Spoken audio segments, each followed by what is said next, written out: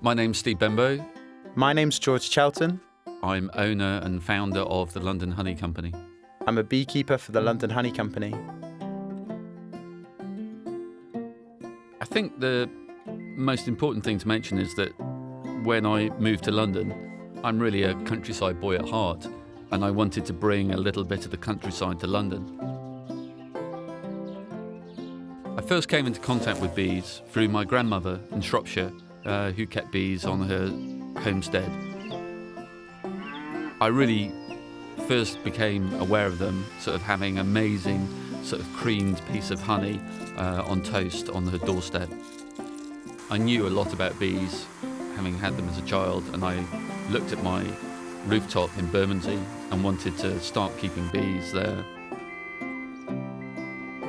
What London taught me was that you can end up with really incredible complex honeys.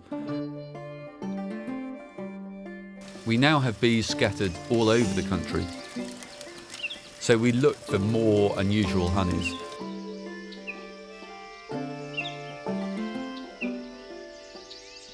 I wanted to see what the countryside offered, really. It varies from year to year. Some years you can get from one location really incredible hawthorn honey that's like a bittersweet honey in the spring. Other years that honey doesn't arrive if it's raining and the bees can't go out and forage. We always try and look for these unusual honeys by putting the bees in these incredible locations that are really unusual, really old style of farming, low use of pesticides or no use of pesticides and insecticides by the farmer or the landowner. What it makes is really incredible honeys that just have such incredible sort of characteristics and charm. That's what makes the honey we produce so original and so incredible, really. We're not just making one big homogenised pot of honey. It's all very much about the nectar sources and where those bees are situated. We are dedicated to the production of exceptional pure British honey.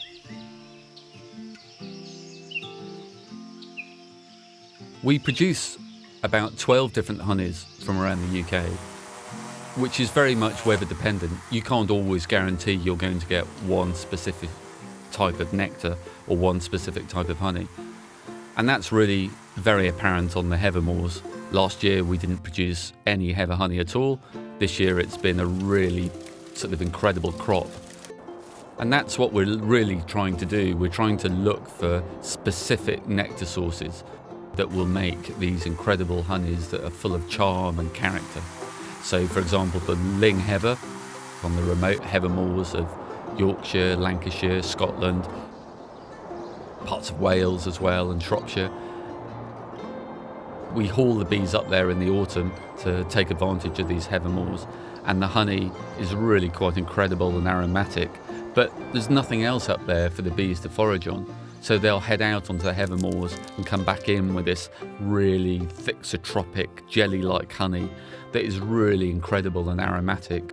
And that is so very much nectar specific. There's nothing else flowering at that time of year that's going to contaminate that honey.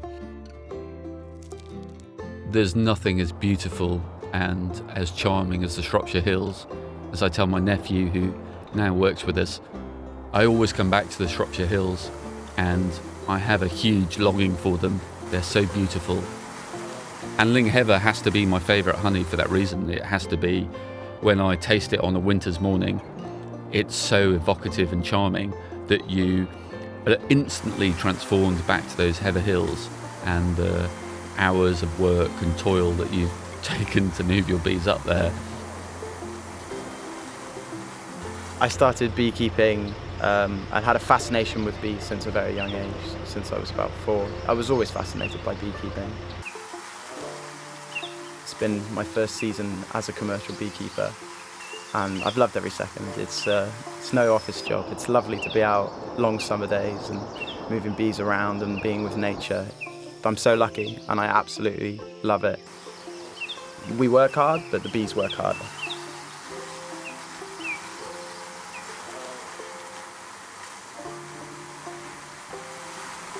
My name is Steve Bembo.